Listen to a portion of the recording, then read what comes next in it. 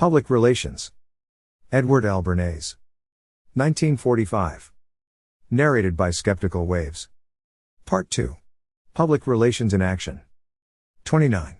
Public Relations and Anglo-American Cooperation. How can the Americans and the British understand each other? We have seen that one way in which public relations can operate on the international level is through psychological warfare.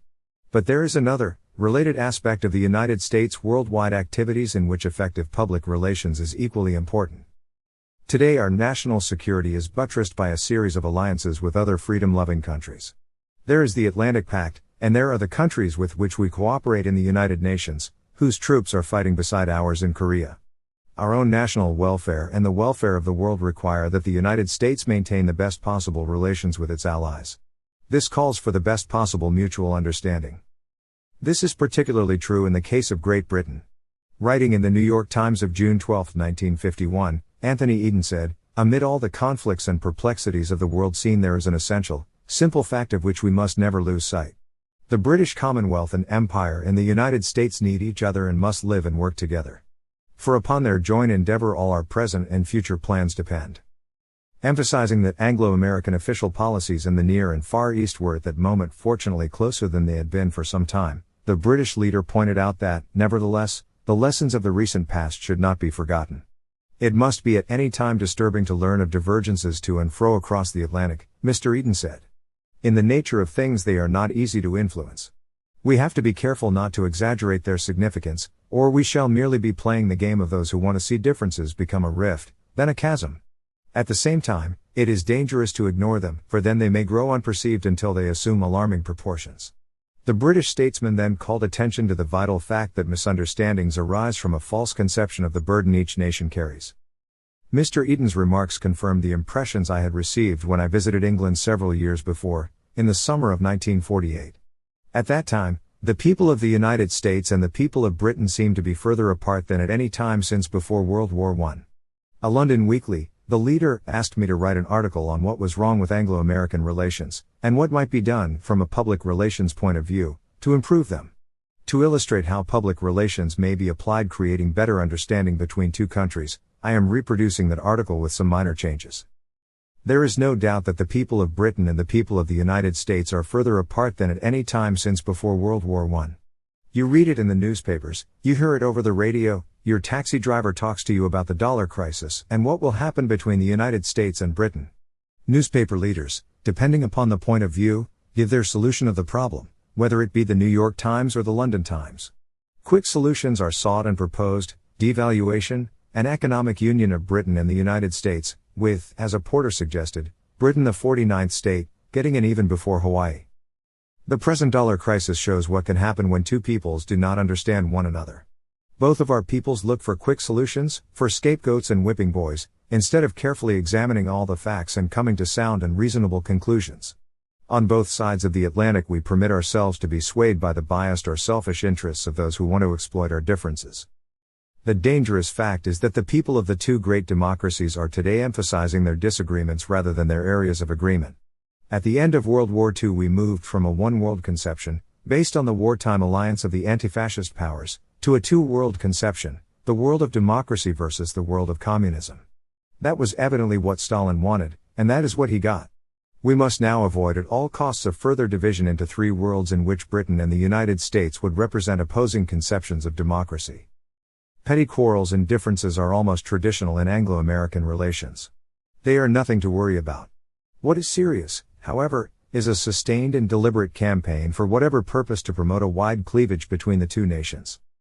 In any solution of the grave crisis British-American relations are passing through, we must look for a solution that is lasting, based on the mutual understanding that our beliefs and values have a common past, a common present, and a common future, that our goals are the same.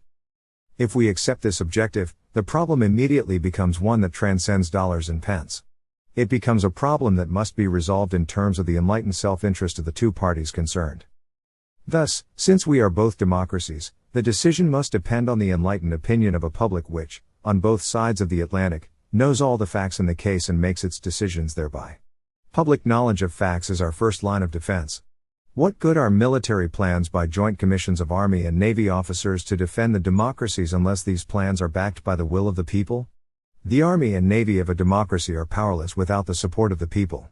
Similarly, moves such as devaluation will not solve the basic problem. The solution must be sought on the level of real, long-term issues, not short-term irritations. Adjustment and resolution of difficulties must be brought about, however painful the task. We must, first, examine all the facts and be sure that the 150 million Americans and the 50 million British know what they are. We must remember that Europe, and specifically Britain, has gone through 2 great wars in the last 50 years, that the destruction wrought in Europe is not only a matter of physical damage but of profound psychological and moral fatigue. In this period of post-war redevelopment, a whole new world needs to be reconstructed by Great Britain at a time when leaders are tired and the people, to a large extent, feel the burden of self-sacrifice. We must remember, too, that in the same period America has gone through certain basic changes. It has increased its efficiency and self-containment, and it has grown tremendously. It is no longer dependent on foreign imports and foreign goods. America is well-nigh self-contained economically. Even before the war, the United States imported less than 1% of its consumer goods. It was natural that several years ago the United States should come to the economic aid of the Western European countries, in its own interests as well as theirs. Pump priming was the objective. And few dispute that the economic pump was primed. British post-war achievement has been phenomenal. But Britain is dependent on imports. Under these circumstances, what can a public relations counselor offer? First, he might suggest that joint solution be found, not merely of the dollar-pound question, but of the entire problem of Anglo-American cooperation in terms of the future.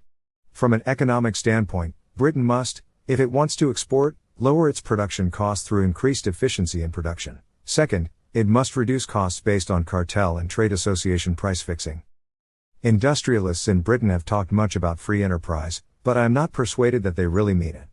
Many industrialists frankly oppose newcomers who make use of technical advances that give added advantages. The industrialist ideal in England seems to be really a self-regulated industry that would not move faster than the slowest unit toward new methods of production and selling. In a brilliant analysis a writer for The Economist has remarked, "So seductive is the way of life which industrial Britain inherited from agrarian Britain that almost every industrialist has sought to make himself, in greater or lesser degree, a country gentleman." This may have worked when Britain held the undisputed industrial leadership of the world. It is not an attitude that will help Britain win export markets in the highly competitive world of today. Only better and more aggressive merchandising will sell British goods in foreign markets now. At the same time, we in the United States must appreciate the special handicaps under which Britain labors in a post-war period. In my London paper I found an American buyer writing, "I have found on this, my first and last visit to this country, your train's dirty, your telephone's awful, operators are slow, the people who answer are dumb. I rang a Birmingham firm yesterday. It cost me 2 calls to get to the manager after speaking to 4 people. Your food is badly cooked. Your people are apathetic, veiled insolence in hotels, a lot of shemen in your government departments. I do not wonder you are short of dollars. I have not bought anything, but fly to France tomorrow." Clearly, he has not stayed in Britain long enough to understand either its problems or its customs.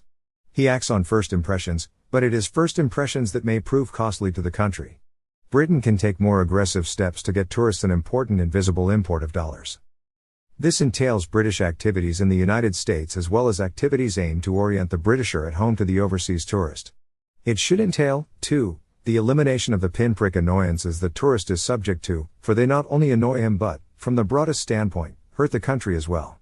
Pinpricks, when the tourist gets home, are prejudicial to goodwill. I can name many annoyances. Here is one. An American guest arrives to occupy a suite in a big West End hotel. He finds baskets of fruit in his room. He thinks they are a gracious gesture from the proprietor. At the end of the week he finds that his breakfasts have been charged at the rate of some pounds, and upon inquiry discovers that the fruit he thought was a British gesture of goodwill has cost him no less than 5 shillings a peach, and so on. There are minor annoyances, unexplained customs regulations that limit cigarettes to 400 to a tourist, difficulties in the purchase of goods that are to be taken abroad. All these irritations could be eliminated by a campaign of education of the American who comes to Great Britain, telling him what he may expect, and of the Britisher, telling him how to deal with the tourist when he comes. Then there is the question of what to tell the Americans about Great Britain in their home country. Let us agree that we have common traditions, but not all of us are aware of it. Nor do we know as much as we should about British life and folkways, of customs and habits. We are apt, too, to misunderstand British actions at high levels unless they are explained. And sometimes actions of minor importance are undertaken that we misinterpret and that might better have not been initiated. What is the remedy? I believe that at the top level of policymaking, in the British Cabinet, there should be an expert public relations man to interpret to the British Cabinet the probable impact of a policy before it is translated into law or action. A good statesman is not necessarily a good public relations man. Too often the public relations officers in government are given a policy to disseminate after it has been decided upon, rather than being called into discussion before it is made to inquire as to its possible effect. This is perhaps not the place to discuss personalities. But I would suggest emphatically that the man who acts as ambassador from Great Britain to the United States has to play a role which is the opposite of a retiring, academic, seldom heard representative. The Americans are a talkative people, and they are not afraid to make mistakes in talking. The success of Lord Halifax as ambassador was largely explained by his outspoken attitude on Anglo-American problems. This is the time for forthright and frequent utterance by all Anglo-American spokesmen. The whole problem of British information to America should be treated from the standpoint of the engineering of consent, making the American people aware of, and persuading them to accept, our common present, our common future. This is not a matter of handouts or a mimeograph machine. It is more than supplying the press and radio with information. For information may not be understood. Any activity carried out should be part of a broad integrated program covering effective research, strategy, themes, organization, planning, timing, and tactics. Call this propaganda if you will, it is aimed at accomplishing the end we all want. If we are to survive, we must understand each other. The United States must do its part, too, from the economic angle. It must lower such tariffs as keep out goods that Britain produces better and cheaper. The United States must encourage rather than discourage British insurance companies, which know their business extremely well and are important in bringing in dollars. America should encourage the tourist traffic more than it does. As a first step toward better relations, the two countries might well form a joint board for mutual understanding. They already have a joint military staff, working on problems of joint defense. But military preparations are useless unless they are fully backed by the peoples of both democracies. The road to survival must be built on a common morale based on mutual understanding. The Anglo-American Joint Board for Mutual Understanding might be either an official body established by the governments of both countries, or a body of private citizens, prominent educators, scientists, writers, industrialists, trade union leaders, public relations council, and so on. If, through such a joint board as I have proposed, both of us had done what our military people are doing, build up our common goals on common understanding, we would not now be in hazard of being divided not only into two worlds but into three.